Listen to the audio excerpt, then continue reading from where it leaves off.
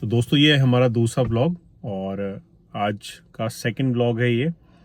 और मैं इस समय विद्यानगर ब्रांच से वापस सिरसी रोड वाली ब्रांच पे जा रहा हूँ। और यहाँ पर बेसिकली मैं 1 से 1.5 घंटा ही रहता हूँ और जो नए पेशेंट होते हैं उनको कंसल्ट करता हूँ, उनका ट्रीटमेंट प्रोटोकॉल डिज़ाइन कर कर हमारे पास जो फिजियो है उसको एक्सप्लेन करता हूँ। तो आज हमारे पास में एक विद्यानगर से पेशेंट आई है जो लंबे समय से रेटिंग पेन यानी पैरों में बहते हुए दर्द से परेशान है। पहले उनको राइट में था, अब वो पेन लेफ्ट में होने लगा और उन्होंने हमें बताया कि वो किसी फिजियोथेरेपी सेंटर पर एडवांस फिजियोथेरेपी ट्रीटमेंट ले रहे हैं। और जब हमने पूछा कि वो वहाँ पे क्या कर रहे हैं तो उन्होंने बताया कि वो वहाँ पे लाल कलर का लट्टू लगा देते थे और एक करंट वाली मशीन लगा देते थे, जिसको वो एडवांस ट्रीटमेंट बोल रहे हैं।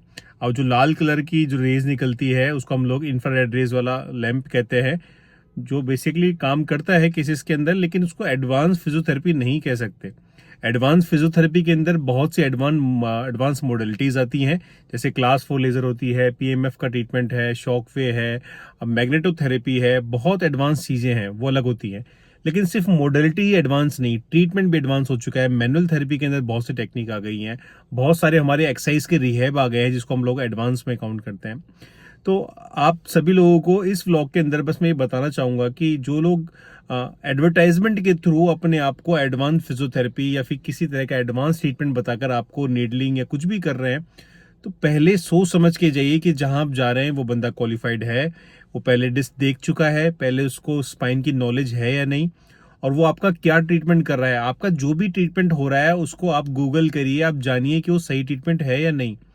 और फिजियोथेरेपी के अंदर हमने काफ़ी देखा है कि काफ़ी जगह लोग अपने आप को फिजियोथेरेपिस्ट लिखकर ट्रीटमेंट कर रहे हैं, पेशेंट का कुछ भी ट्रीटमेंट कर देते हैं और फील्ड बदनाम हो रही है। बेसिकली फिजियोथेरेपिस्ट है या नहीं है, वो क्वालिफिकेशन आप लोगों को चेक ज़रूर करनी चाहिए। पहली चीज़ हमेशा ध्यान रखें। बहुत से नॉन फिजियो यानी कि वो फिजियोथेरेपिस्ट नहीं है, कुछ स्टूडेंट्स हैं वो भी क्लिनिक खोलकर बैठे हैं और ट्रीटमेंट कर रहे हैं। तो ऐसे लोगों से आप बिल्कुल दूर रहिए। किसी एसोसिएशन से रजिस्टर्ड वो होनी चाहिए, हमेशा चेक करें। और जल्दी गवर्नमेंट एसोसिएशन भी आ जाएगी तो वहाँ का रजिस्ट्रेशन नंबर होना उनका बहुत ज़रूरी है। तो अपनी बॉडी का पूरा ध्यान रखिए। कमर दर्द के नाम पर कुछ भी इलाज मत कराइए, क्योंकि बहुत पेशेंट हम देख रहे हैं, कोई गर्म लेप पट्टियां करा के आ रहा है, कोई फिजियोथेरेपी के नाम पर किसी भी स्टूडेंट से ट्रीटमेंट करा लिया और उसका पेन और बढ़ गया, गलत एक्सरसाइज से प्रॉब्लम क्रिएट हो गई। तो आप हमेशा ध्यान रखें कि एक क्वालिफाइड थेरेपिस्ट को दिखाएं।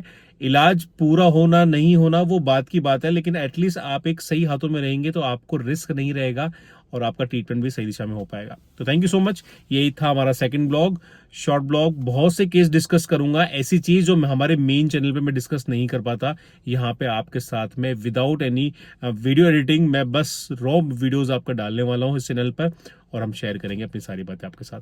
Thank you so much. मिलते हैं हमारे अगले ब्लॉग में।